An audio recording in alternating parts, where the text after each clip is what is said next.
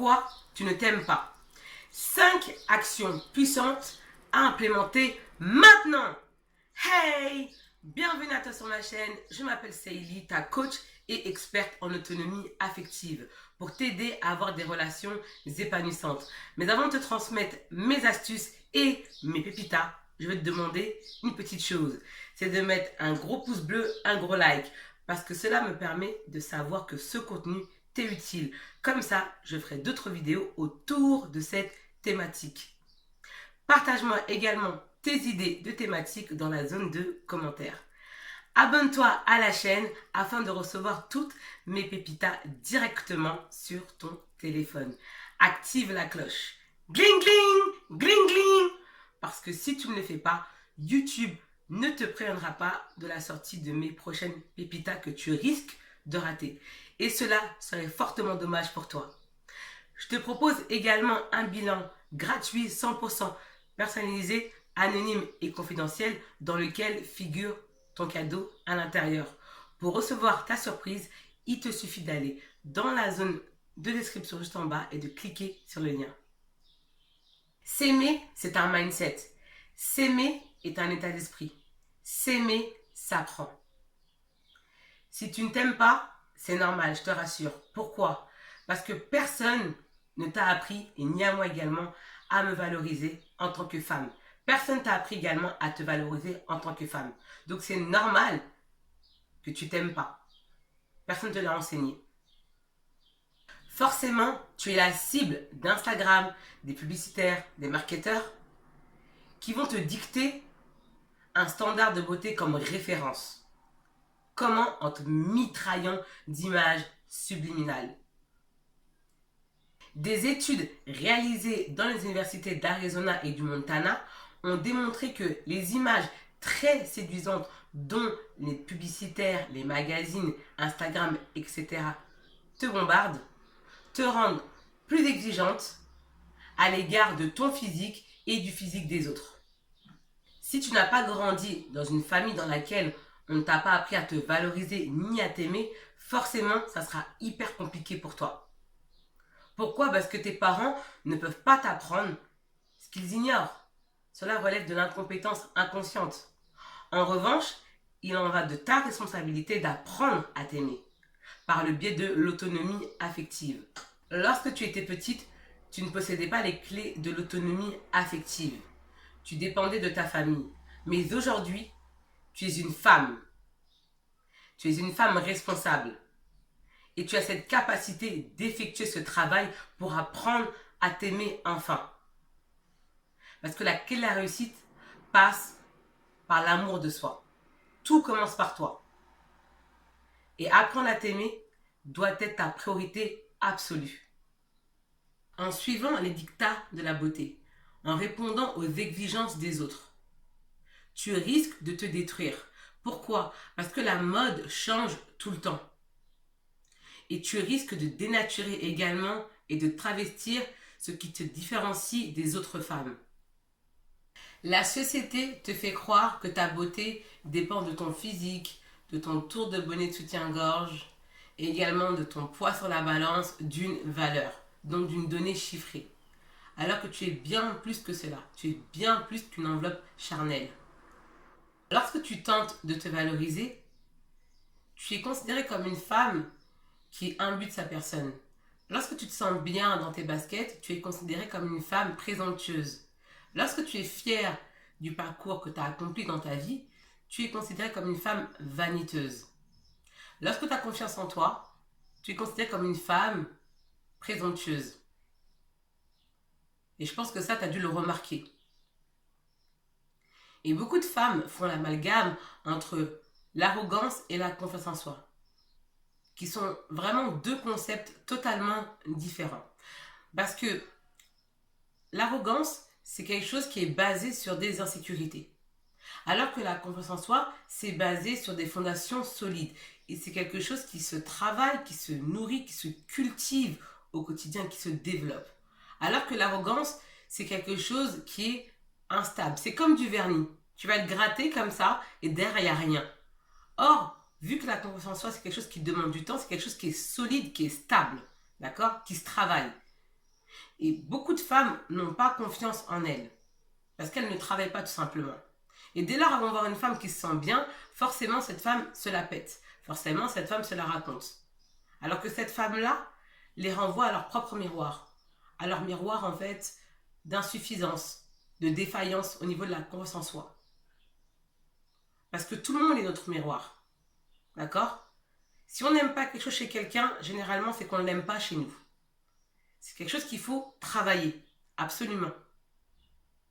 Parce qu'encore une fois, la confiance en soi, ça se travaille. Sinon, c'est comme ça que tu vas envier, tu vas être jalouse des autres femmes. Alors, tu n'as pas à être jalouse. Parce que tu es comme tu es et tu es belle comme tu es. Tu dois juste travailler sur toi. Et arrêter de vouloir être en compétition incessante avec les femmes. Nous ne sommes pas en compétition. Parce que nous sommes toutes différentes. Toi qui me regardes, tu es différente de moi, moi aussi. Et c'est ce qui fait notre charme, notre atout. La différence. Lorsque tu décides d'être toi-même et d'exprimer ta personnalité, ton excentricité, tu passes automatiquement pour une femme qui en fait trop. Une femme trop exubérante. Une femme trop extravagante. Une femme trop folle. Une femme trop elle-même. Et ça dérange. Ça dérange. Mais au moins, tu vas nouer de vraies relations. Je te le garantis. Parce que les gens vont t'aimer pour ce que tu es. Et mieux vaut être avec des personnes qui apprécient ta folie que des gens qui apprécient trop ton sérieux. Parce que la vie, c'est pas que du sérieux. La vie, c'est aussi jouer. D'accord? C'est aussi jouer. Donc, si t'es avec des personnes tout le temps, on te dit ah, mais t'es trop ceci, non, mais faut pas rigoler comme ça, faut pas faire ça. C'est que ces gens-là, ils sont coincés. Et si tu veux vivre une vie limitée, bah reste avec eux. Mais par contre, si tu veux vivre ta meilleure vie, donc ta best life, faut pas rester avec des gens comme ça. Des gens qui sont là, qui veulent te limiter parce que ces gens-là sont limités. Parce que comme je le dis si souvent, ta relation avec les autres n'est qu'une extension de la relation que tu as avec toi-même. Donc si tu veux limiter les autres, si tu veux contrôler les autres, c'est que déjà, un, tu ne te contrôles pas, d'accord? Deux, tu veux contrôler les autres, et que déjà, trois, tu es limité. Et tu veux également limiter les autres. Donc ne laisse personne limiter ta joie de vivre, ne laisse personne te limiter. Parce que tu as un potentiel limité, mais ton temps est limité. Et il faut arrêter de perdre son temps avec des personnes qui t'instillent du doute, qui t'instillent du manque de confiance en soi. T'as pas que ça à faire. T'as pas que ça à faire, t'as autre chose à faire. T'as des grandes choses à faire. Déjà par commencer à t'aimer, commence à travailler sur toi. C'est super important. Quoi qu'il advienne, tu ne plairas pas à tout le monde. Voilà pourquoi il est important que tu assumes pleinement tes choix avec confiance. Que cela plaise ou non. Le tout vraiment est d'assumer tes choix et d'en être fier. C'est ce qui va te rendre attirante, séduisante et fatale. Ta voiture, ton rouge à lèvres, ton make-up, ta maison, ton travail ne sont pas des agrégats pour déterminer ta valeur. Mais vraiment pas, c'est beaucoup plus profond que cela. Selon moi, la clé de la réussite, c'est l'amour que tu te portes à toi-même. Si le travail est effectué au quotidien pour toi, la transmission de l'amour et le partage à l'autre sont beaucoup plus sains. Parce que tout part de toi. Si tu as une relation saine avec toi-même, forcément, tu auras une belle relation saine avec les autres, même avec ton partenaire. Mais dès lors où tu as une relation négative avec toi-même, forcément, elle sera négative avec les autres.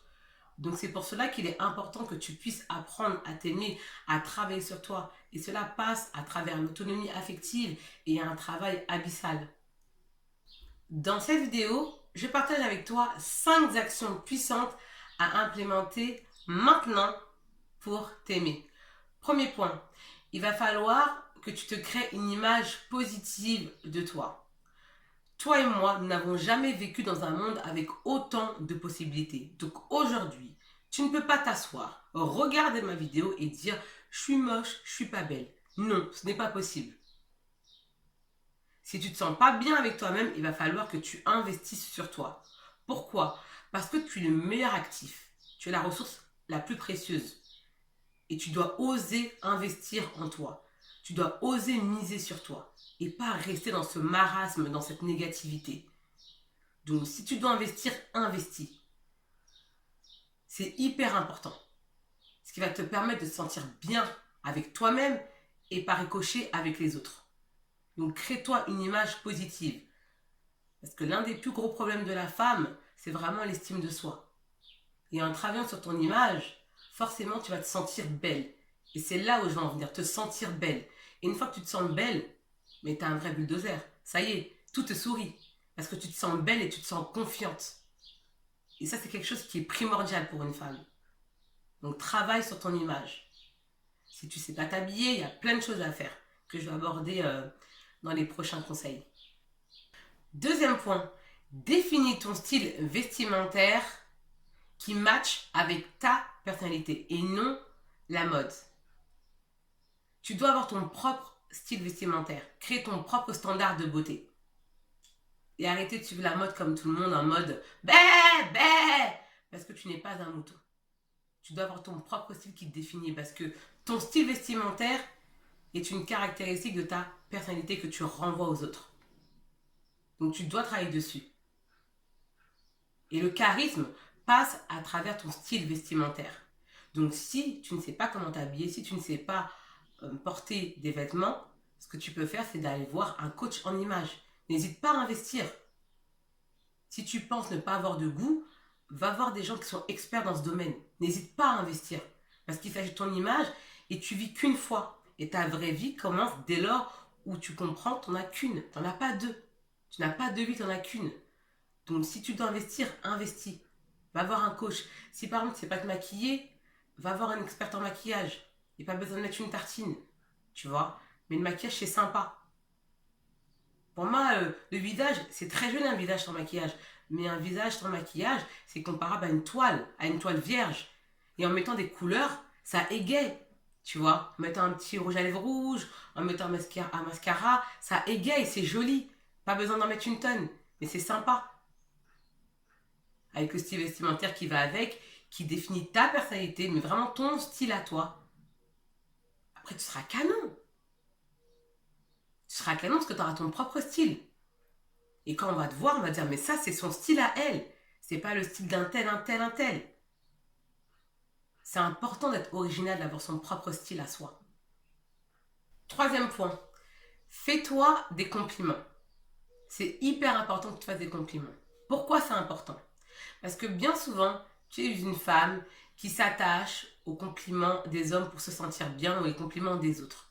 Forcément, c'est le meilleur moyen d'être tributaire des autres et de dépendre des autres.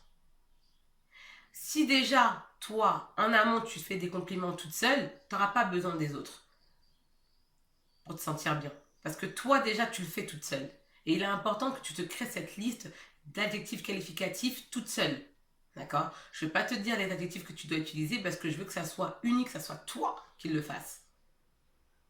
Et cela va te permettre d'éviter tous ces gigolos, ces plaisantins, ces Playmobil.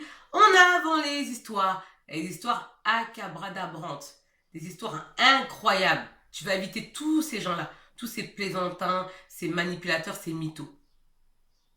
Parce que ces hommes-là savent comment t'avoir, savent que tu as besoin des mots pour être rassuré, pour te sentir bien. Mais si toi déjà en amont t'effectues ce travail-là, tu n'auras pas besoin de ça. Tu comprends? C'est pour ça que c'est important que tu te crées cette liste et que tu te la répètes le plus souvent possible. Et tu m'en diras des nouvelles. 4. Pose-toi la question suivante. Suis-je capable de sortir avec moi-même? La réponse que tu vas obtenir est extrêmement révélatrice sur le niveau d'amour de soi que tu as pour toi. Sois honnête, c'est important. Si tu regardes cette vidéo jusqu'à présent, c'est que tu souhaites aller plus loin.